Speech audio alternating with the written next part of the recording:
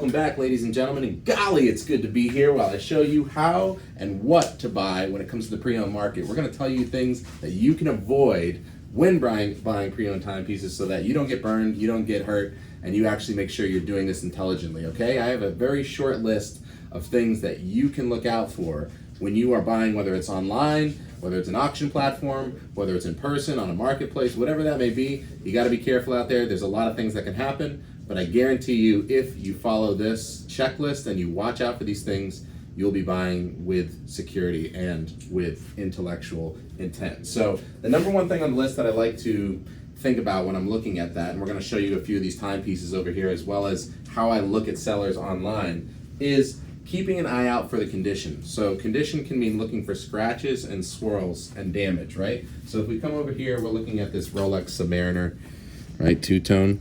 You can see on the bracelet there's some scratching. Now the difference is some of this stuff is very easily polished out. So if you have a good contact or a authentication center or a watch repair shop like Benison, this is an easy fix. So it's not the end of the world if there's some normal use, especially on a bracelet or the side of the case, but the difference is swirls are barely noticeable. These are things that can happen when a clasp is sitting on the edge of the desk when you're working. Scratches like this can be somewhat surface level, but you can also potentially feel your fingernail in that scratch, and as long as it's not too deep, you should be okay. Now the challenge is when you start looking at things like dents and dings. So if you come back over here, these are very small flea bites, but what you can see is there's some dings in the edging of this case, and you want to make sure that you ask about this or at least get better photos, because if they're deep or they're on certain parts of the case, this could mean the difference between you buying a watch that you're going to enjoy and will have resale value versus watches that won't work, because some of these cannot be polished away. The character of the watch gets stripped away if you start polishing too much on certain precious metals. You can polish things like steel, gold, rose gold. You cannot polish things like forged carbon, titanium, and certain other aspects. So you got to be careful in terms of what you're buying and the condition of what you're buying. So I always look for scratches, swirls, dents, dings. As long as they're not too ridiculous, the scratches and the swirls will come out. But if it's dents, dings, if it's on certain types of case materials and it's on certain types of watches, you got to make sure you're asking those questions and getting better photos. Otherwise, you're kind of SOL, okay? Number two on that is links. So we'll go back to the Rolex for this because it's a good example. But a full bracelet on an Oyster Rolex, for example, is 12 links. Now here, what we're going to count is off the lug, 1, 2, 3, 4, 5, 6, 7, 8, 9, 10. So 10 is sized to about a 7.5 inch wrist. And depending on which watch you're buying, whether it's a steel bracelet Hublot, Cartier, Grand Seiko, Rolex, etc., you can ask about the size that watch is going to fit. Now, if it's a leather strap, if it's a sport rubber strap, you have more flexibility because you can adjust it, obviously. Sometimes if you're a bigger person, you have a bigger wrist, like 7.75 inches plus, you're going to want to make sure that the strap fits, because some of the normal straps will not actually fit that wrist. You're going to need to order an extra large. That said, the bracelets are what are more important, especially when buying pre-owned, because most of these have been adjusted to the wrist size of the person who is selling it, and that person may have a small wrist. So ask how many links come with the watch. If it's something with a bracelet, if it's a strap, you're pretty much in the good area of flexibility right there, okay? Number three is accessories. So when we look to buy pieces online or pre-owned from people one-on-one, whether they're private sellers, whether they're consignment shops, whether they're gray market dealers, you want to make sure that you're buying pieces that come with the accessories that are stocked with this watch. Now you may ask, well, how do I know? I'm buying a new watch, I haven't seen these all the time. You can Google information to see what watches come with. So for example, if you're buying this Grand Seiko over here, this Snowflake, very beautiful example, you're going to want to make sure you look and see what comes with this watch. So right here we have the box. I want to make sure it's the correct box and it's the correct example. Sometimes people will use aftermarket boxes. The booklet, there's even an extra strap. And now these things can be bonus accessories or they can actually be stock accessories. So you can, again, ask these questions when you're talking to the seller, but you want to make sure that you're looking into the details of what these watches come with because if you don't know what you're looking at, you might be getting an ad hoc set or something that's aftermarket. But predominantly you want to look for box and papers. Now papers could be something like the warranty stamp booklets from the dealer. It could be a warranty card like this that has the actual brand name on it. And a lot of times you'll be at the very minimum trying to find those accessories, right? So I'm not going to show you this too quickly, or I'm not going to show you it too extended because I don't want you to see the serial numbers on that for privacy, but you get the drift, right? So there's a lot of accessories here, and if I open up the actual box, beyond the box itself, there's all sorts of hang tags, extra links. Remember we just talked about links, right? So you can count these things and make sure you're asking what actually comes with the watch. If you get lazy, you might not see everything that comes with it, and you might get stuck with something that had a shortage of links, or it had an extra strap that wasn't OEM, it was aftermarket, which can be okay, but you want to know what you're getting into. You don't want to get into stuff where you thought it was all original because you assumed and you didn't ask the seller. If the seller doesn't know, you can do a little bit more due diligence, do a little more research, and make sure you check, okay? So accessories is huge. Now, want to make sure you have the correct boxes, which is what we just talked about. For something that's more stock, like a Hublot, like a Panerai, like one of these Rolexes, you can easily tell they're the stock boxes for the brand. But there are special edition pieces that come with boxes that are much different, that match the set, and collectors care about this. So if you're just someone who's collecting and that's it, you may not care if you get a better price on a watch, but I guarantee you if you're collecting or trying to hold value on the pieces you're enjoying, you're gonna want the correct sets. Correct sets can look very different from something that's just a stock box. So make sure you Google the actual reference number, the model you're looking into. For example, a Michael Schumacher Omega or a Snoopy Edition Omega comes with very specific boxes versus the stock stuff. So it won't be complete without that. Number 5, service history. So service history is a very important question, and depending on who you talk to, you may or may not get a straight answer. So if you talk to someone who's an actual seller or a dealer or a gray market dealer, they may know when that watch was serviced last. But if you're selling or buying and you're talking to someone who's a private counterparty, you may end up in a situation where that person doesn't know. And this is okay. It's not necessarily a red flag.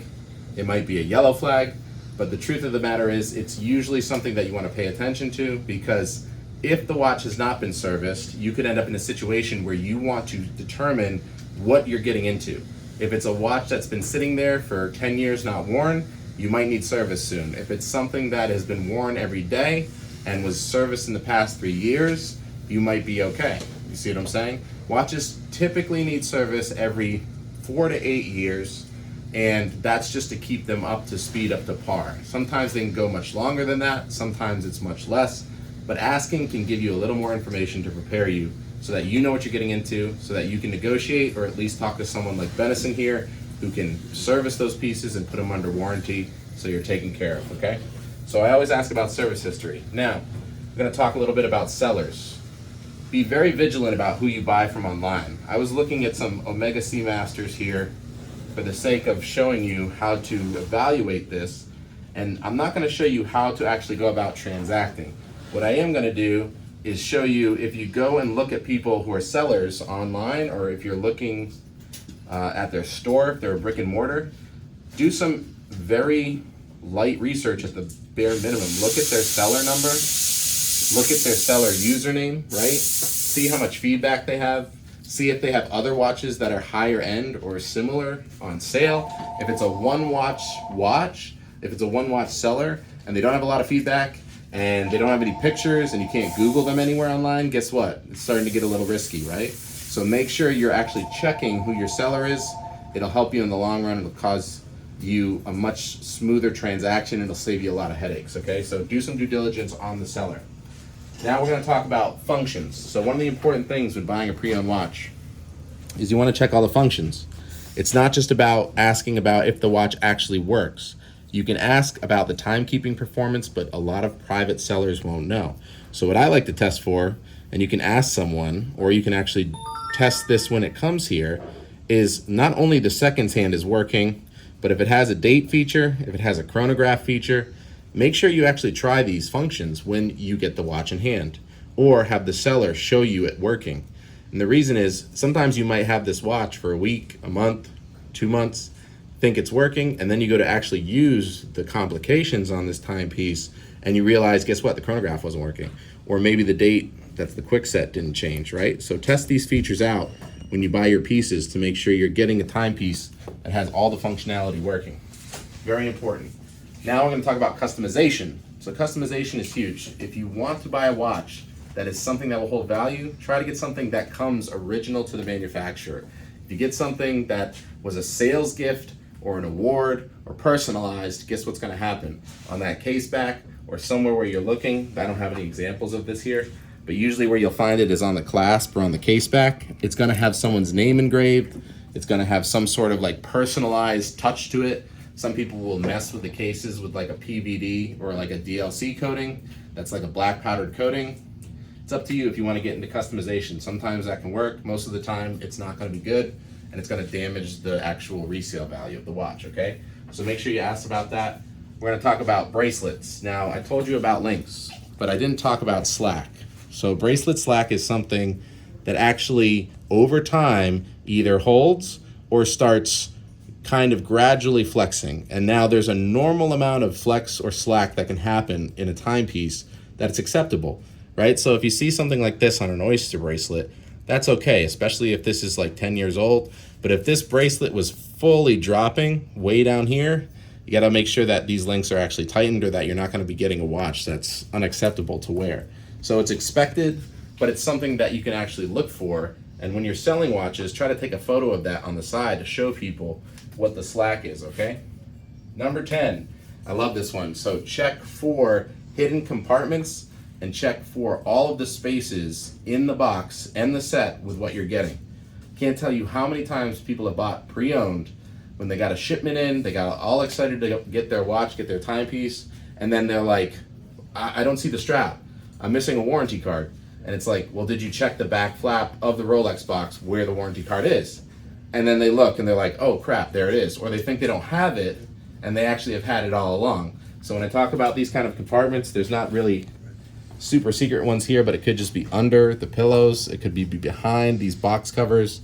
It could be underneath the box where the warranty cards and stuff are. So make sure you're looking for those things because it's very easy to miss and you could throw the box away. I've had plenty of people just get rid of things in the shipment and then they're like, where's the hang tag? And it was in the package, okay? So make sure you're checking the packages for that. The other thing I want to make sure you're careful of is, of course, authentication. So you may use a platform like Grailsy, like eBay, like Chrono24 to try to verify some of the authenticity here. You can check the seller, but when you get the watch in hand, go to someone like Benison, have them authenticate the piece, especially if you're new to all this. It's going to save you a whole lot of time and energy. It's going to save you a lot of very expensive headaches because you can actually go and check to see if this watch has been messed with, if it has some Frankenstein parts or it's all original. If it isn't, you can call the seller, call the platform, and usually they will resolve this for you. But the quicker you do this, the better. If you don't do this and you wait 2 months, it leaves way too much room for something to happen. And then finally, we'll end with this, which is the most important note. It kind of alludes to the authenticity. When you're looking at the craftsmanship of a watch, even if you haven't bought pre-owned very often, make sure you Google research the actual model you want and check to see if things align.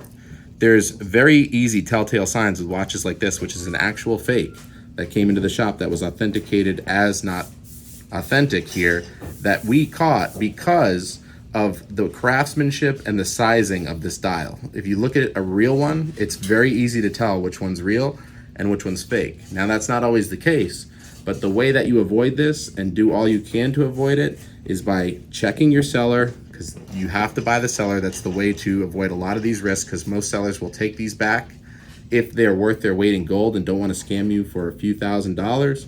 And there's also certain subtleties around the craftsmanship of the actual watch that you can catch, like the weight of the metal, the precious material, the way that the hands are constructed. You can even get one of these 10x loops that's not really expensive. I think there's one sitting over here. It's called the jeweler's loop that you can just look through like that and check some of the craftsmanship to see if it matches what you find, okay? So these are the things that I look for when buying a pre-owned piece. This should save you a lot of time, energy, and cost. I think if you use this checklist, or at least a majority of these, you'll end up buying a piece that you can do okay on, or you can enjoy.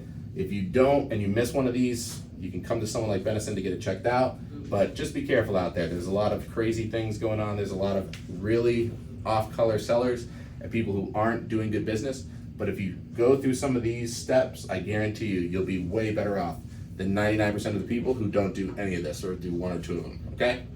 I hope you guys learned something. Like, share, subscribe, stay tuned. We got a bunch of good content coming, some controversial questions and other topics that are gonna make some of you happy and some of you pissed off. And we'll be back next week with another episode. So happy holidays and take care. Good luck buying pieces.